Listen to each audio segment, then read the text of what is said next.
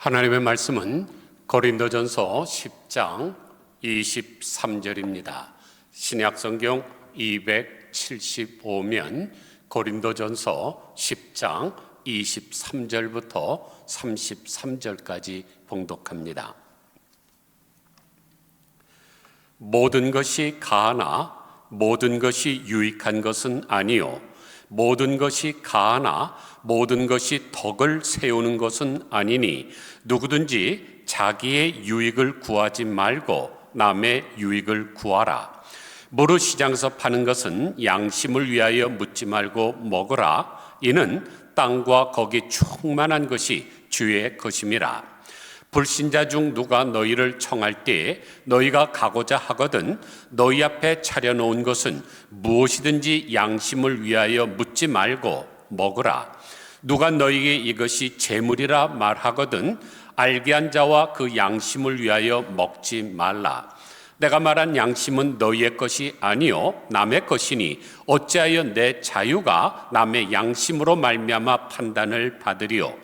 만일 내가 감사함으로 참여하면 어찌하여 내가 감사하는 것에 대하여 비방을 받으리요. 그런즉 너희가 먹든지 마시든지 무엇을 하든지 다 하나님의 영광을 위하여 하라. 유대인에게나 헬라인에게나 하나님의 교회나 거치는 자가 되지 말고 나와 같이 모든 일에 모든 사람을 기쁘게 하여 자신의 유익을 구하지 아니하고 많은 사람의 유익을 구하여 그들로 구원을 받게 하라. 아멘. 우리의 마음과 영혼을 살찌게 하는 천고마비의 계절입니다. 그러므로 제가 좋은 시 하나를 낭송해 드릴 테니까 음미해 보시기 바랍니다. 내 나이 가을에 서서 이혜인. 젊었었적 내 향기가 너무 짙어서 남의 향기를 맡을 줄을 몰랐습니다. 내 밥그릇이 가득 차서 남의 밥그릇이 빈 줄을 몰랐습니다. 사랑을 받기만 하고 사랑에 가란 마음이 있는 줄 몰랐습니다.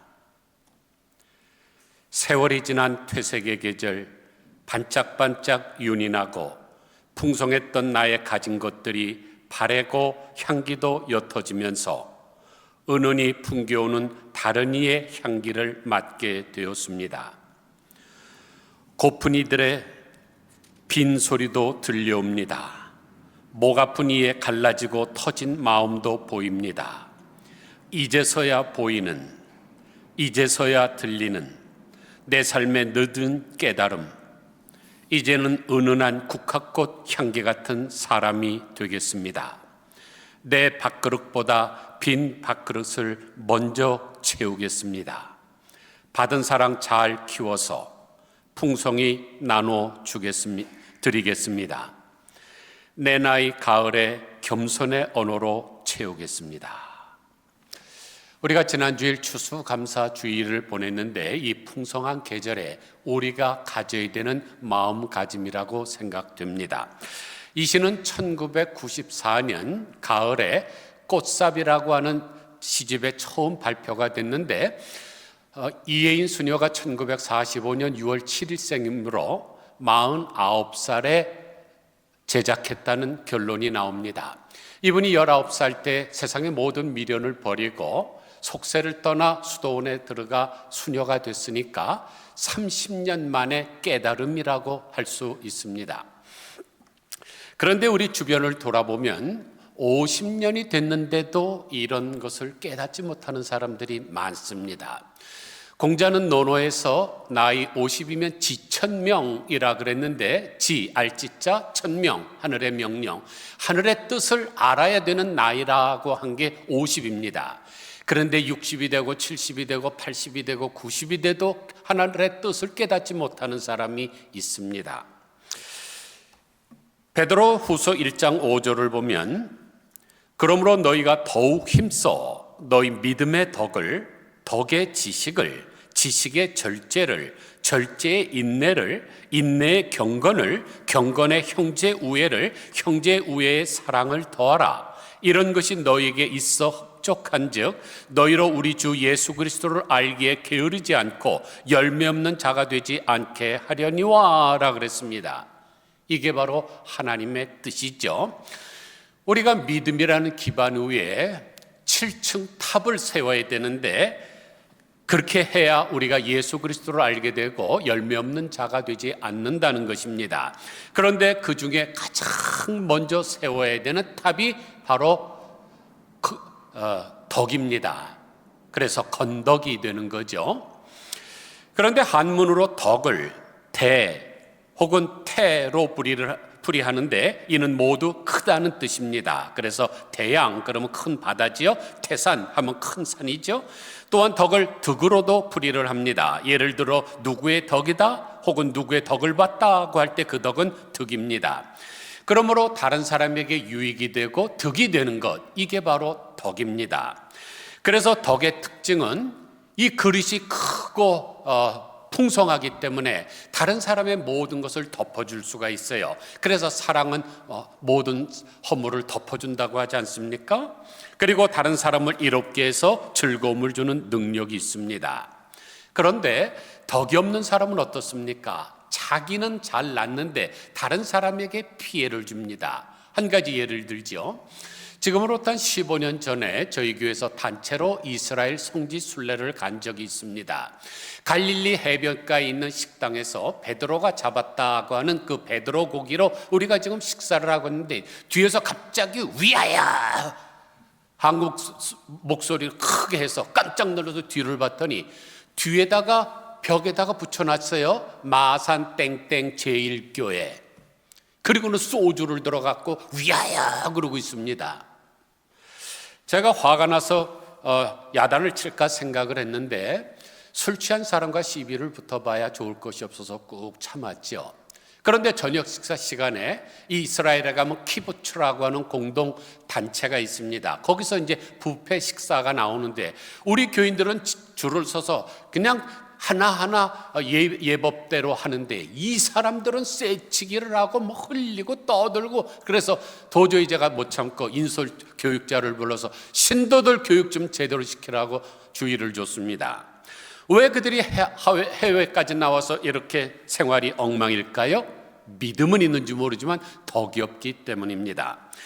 기독교인은 자기 중심으로 사는 자가 아니라 다른 사람을 배려하면서 사는 사람입니다. 그래서 23절은 이렇게 말씀합니다. 모든 것이 가나 모든 것이 유익한 것은 아니요 모든 것이 가나 모든 것이 덕을 세우는 것은 아니니 누구든지 자기의 유익을 구하지 말고 남의 유익을 구하라.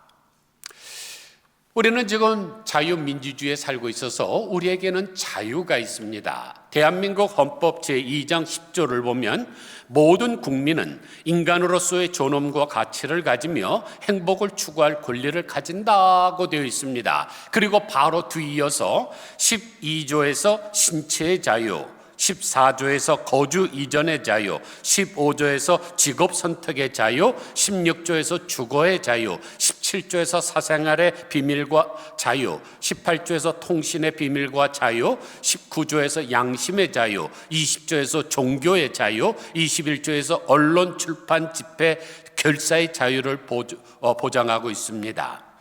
우리에게는 이렇게 많은 자유가 있습니다. 그러나 그 자유를 내 마음대로 사용해서도 된다는 말은 절대로 아닙니다.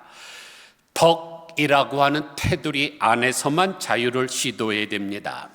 지금 오늘 본문을 본 사도 바울도 그 말씀을 하고 계시죠. 25절 보니까 모르시장에서 파는 것은 양심을 위하여 묻지 말고 먹어라. 이는 땅과 거기 충만한 것이 주의 것임이라. 불신자 중 누가 너희를 청할 때에 너희가 가고자 하거든 너희 앞에 차려놓은 것은 무엇이든지 양심을 위하여 묻지 말고 먹으라.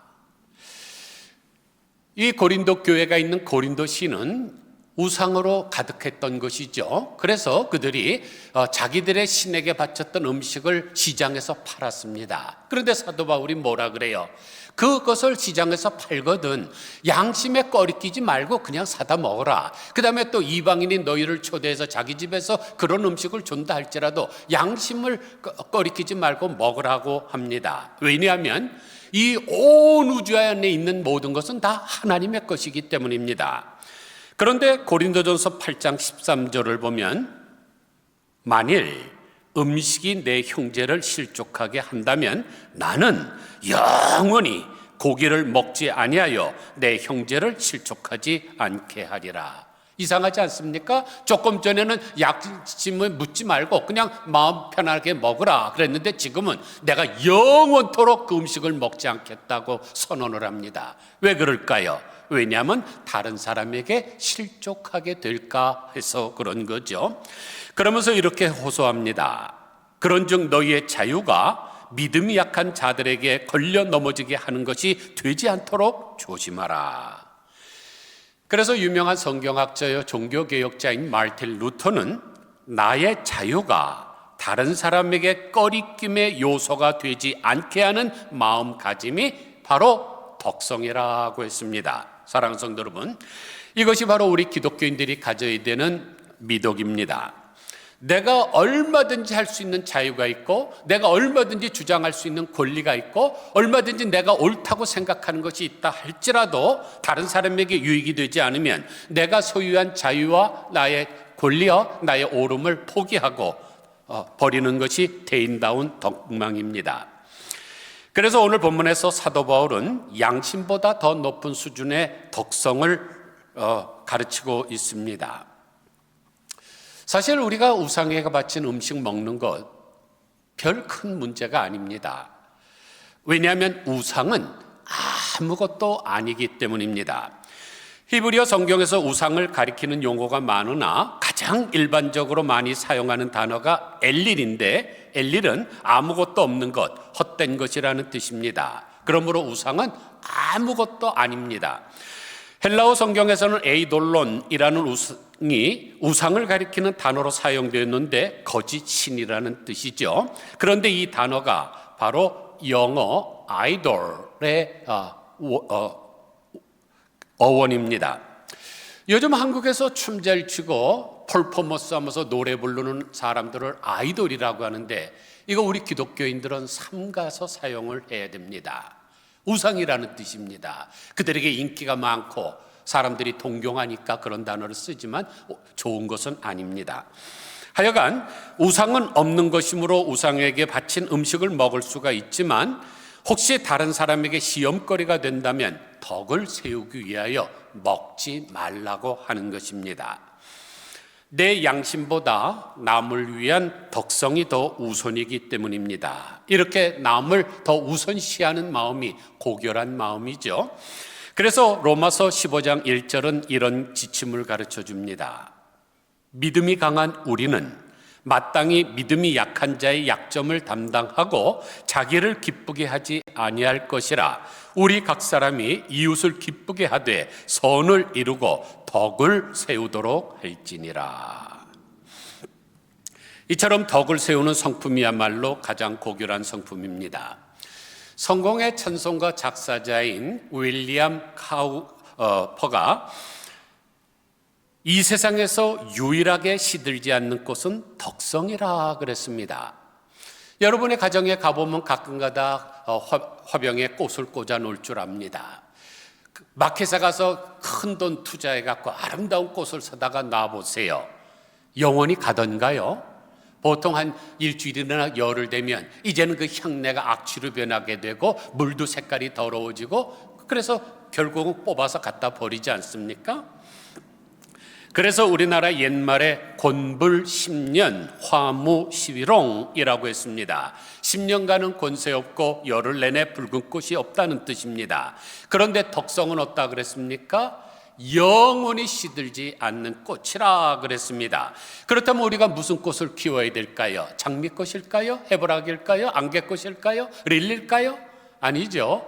여러분 마음속에 있는 덕성이라는 꽃을 키워야 됩니다. 그러면 이것이 영원히 시들지 않습니다. 그래서 중국 고사에 화향천리행 인덕만년훈이라고 했습니다. 꽃향기는 천리를 가고 사람의 덕은 만년 동안 향기롭다는 뜻입니다.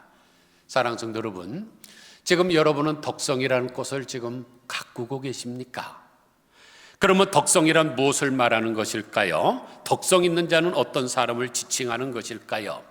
이 덕이라는 단어가 너무나 광범위해서 알 것도 같고 모를 것도 같고 알쏭달쏭할 수가 있습니다.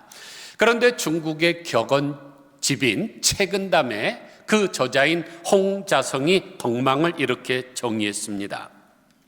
청백하면서 너그럽고 어질면서 결단을 잘하며 총명하면서 지나치게 살피지 않고 강직하면서 너무 바른 것에 치우침이 없으면 이는 꿀을 발라도 달지 않고 바다 물건이라도 짜지 않음과 같다 하리니 이것이 곧 아름다운 덕이다.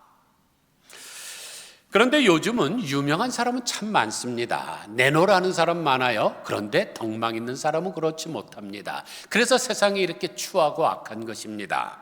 이제 우리는 다른 사람에게 유익을 주는 덕성을 키워야 됩니다. 그래서 덕을 보려고 하는 대신에 덕을 베푸는 사람이 되어야 됩니다. 왜 많은 가정들의 문제가 있습니까? 왜 많은 사람들 사이에 인간관계에 문제가 있습니까? 결혼으로 한번 생각해 보세요.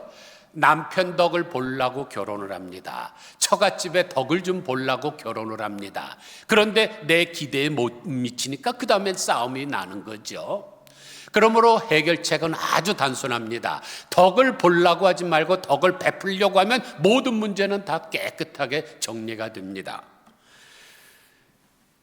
그래서 24절에서 이렇게 명령하죠. 누구든지 자기의 유익을 구하지 말고 남의 유익을 구하라. 내가 잘 되고 내가 성공하고 내가 배부르게 되는 이런 것들을 양보하고 다른 사람이 잘 되고 성공하고 행복하게 되는 일에 자기를 일을 추구하라는 것입니다. 이게 덕성이기 때문입니다. 여러분들은 예전에 세계 3대 테너라고 부르던 아주 전설적인 사람들을 아실 거예요. 파바로티, 플라시도 도밍고, 호세 카를라스.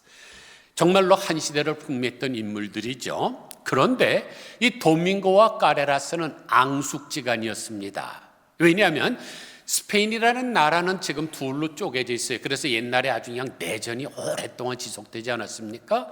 그런데 도밍고는 스페인의 중심 지역인 마드리드 출신입니다. 그런데 카레라스는 스페인으로부터 독립하려고 하는 카탈로나 지역 출신이기 때문에 아주 감정이 안 좋았습니다.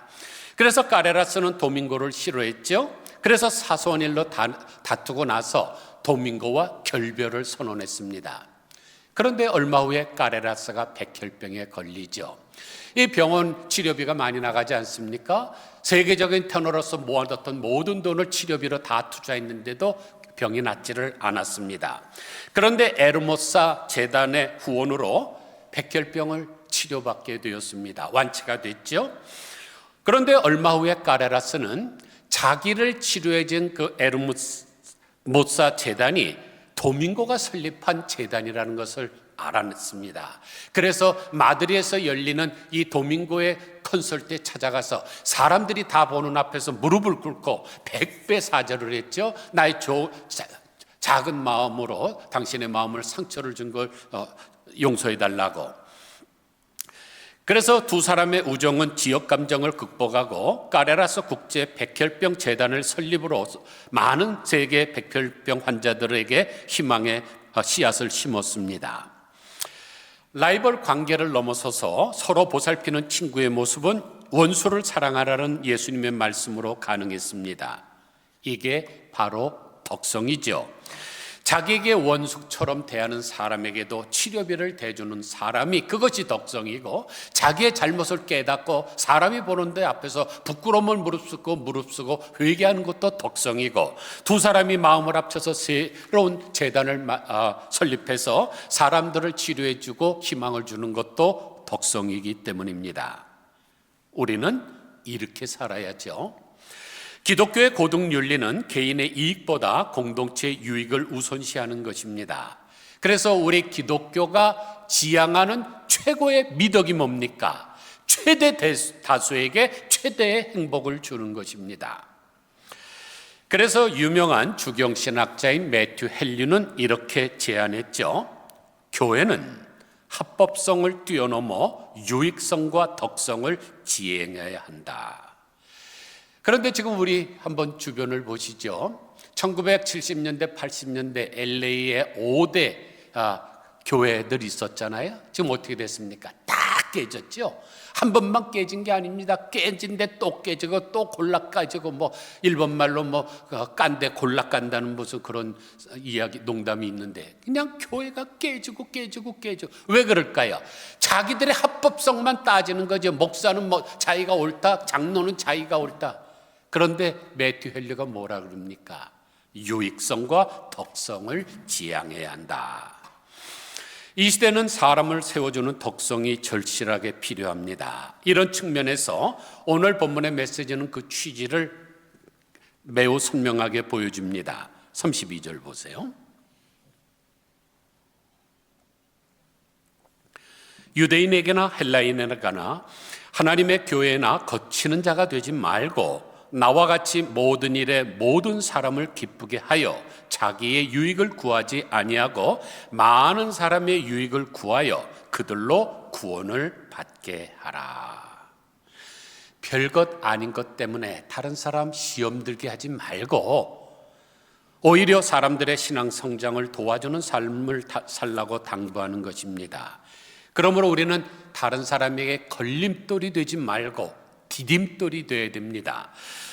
그래서 23절에서 모든 것이 가하나 모든 것이 유익한 것은 아니요 모든 것이 가하나 모든 것이 덕을 세우는 것이 아니니 누구든지 자기의 유익을 구하지 말고 남의 유익을 구하라고 했는데, 이 구절을 NIV 영어 성경을 보면 이렇게 번역을 했습니다.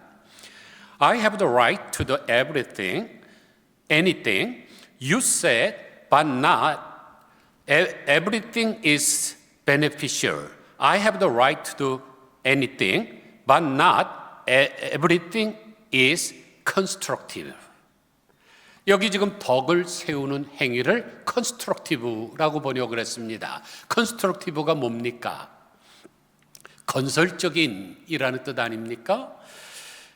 우리 기독교인들은 절대로 파괴적인 사람이 돼서는 안 됩니다. 어디를 가든지 건설적인 사람이 되어야 됩니다. 사람에게도 사람을 죽이는 사람이 되면 안 돼요. 말과 행동으로 다른 사람을 짓밟고 절망하게 만들고 낙심하게 만들면 안 됩니다. 항상 세워주고 그들을 살려야 되죠.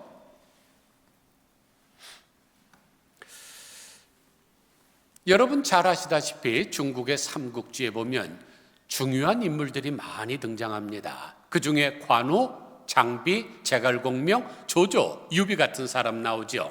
그런데 관우와 장비는 아주 용기에서 싸움을 잘합니다. 그래서 그런 사람을 용장이라고 부릅니다. 그런데 제갈공명과 조조는 머리가 너무나 잘 돌고 지혜가 많아서 그런 사람을 지장이라고 합니다. 그런데 유비와 같은 사람은 덕이 많아서 덕장이라 그러죠. 그런데 세상을 누가 차지합니까? 용장이 차지 않습니다. 여러분, 군대에서 총 잘 쏘고 사령관에 올라간다고 세계를 잡는 게 아닙니다. 지장이 하는 것도 아니에요. 덕장이 하는 것입니다. 고린도전서 8장 1절 말씀처럼 지식은 교만하게 하지만 사랑은 덕을 세우기 때문입니다. 세계적인 화장품 회사 가운데 아모레 퍼시픽이라고 하는 아주 자랑스러운 우리나라 회사가 있습니다. 그런데 이 회사에서 내거는 슬로건은 사람을 아름답게, 세상을 아름답게입니다. 화장품을 만드는 회사니까 사람도 화장해서 예쁘게 하고 세상도 예쁘게 하자. 뭐 좋습니다. 그런데 제가 평생 추구하는 슬로건은 세상은 아름답게 사람은 이롭게입니다. 제가 저희 교회 분들 지금 새로 오신 분은 아직 못 받으셨겠지만 제가 저희 교인들 전체에게 시멘트로 화분을 만들어서 선물을 했습니다. 벨리에 있는 목사님들 대부분 다 줬고 그 외에 옛날에 와서 공연을 했던 핸드벨 찬양팀 몇 분에게도 드렸고 제가 계속 만들고 있습니다. 하나 만들려면 제가 일주일이 걸려요. 그런데 그걸 제가 왜 쉬지 않고 할까요? 화분을 주면 나무를 심기 싫어도 심을 거 아니겠습니까? 그러면 이 지구상에 하나의 나무가 또 탄생하는 거죠. 그럼 더 아름다울 겁니다. 제가 계속적으로 흑마늘을 만들어서 하는데 흑마늘 만들려면 거의 20일 숙성을 시켜야 됩니다. 그거 사무실에서 냄새가 고약해서 다른 사람 지나가면 별로 좋아하지 않습니다. 그러나 그걸 드리면 성도님들이 그것을 먹고 건강해서 이롭게 되지 않습니까? 그래서 세상은 아름답게 사람은 이롭게. 그런데 오늘 본문은 이렇게 말씀합니다. 오늘 본문의 결론이 31절인데 그런즉 너희가 먹든지 마시든지 무엇을 하든지 다 하나님의 영광을 위하여 하라. 대한민국 옛 국명이 고조선인데 고조선의 건국 이념이 홍익인간입니다. 홍익인간이 무슨 뜻인가요? 인간 세상을 널리 이롭게 한다는 뜻입니다. 그러므로 우리는 대한민국 사람들답게 큰 마음을 품고 세상을 이롭게 하면서 하나님께 영광을 돌려야 됩니다. 성경이 제시하는 그리스도인의 덕성과 덕망은 그 목적이 고차원적입니다. 그리스도인으로서 자유함 때문에 다른 사람을 넘어지게 해서는 안 되고 오히려 다른 사람을 세워줘야 한다는 것입니다. 하나님의 영광을 위해서 덕을 세우는 거죠. 그래서 33절은 수준 높은 기독교 미덕의 영성을 총 정리해 줍니다. 나와 같이 모든 일에 모든 사람을 기쁘게 하여 자기의 유익을 구하지 아니하고 많은 사람의 유익을 구하여 그들로 구원을 받게 하라. 지금 사도 바울이 도덕경을 강론하는 게 아닙니다. 그거보다 훨씬 높은 차원의 말씀을 증거하고 있는데 그것이 우리의 덕성과 덕망과 덕행으로 사람들이 구원을 받는다면 하나님께 최고의 영광을 돌리는 것이라는 것입니다.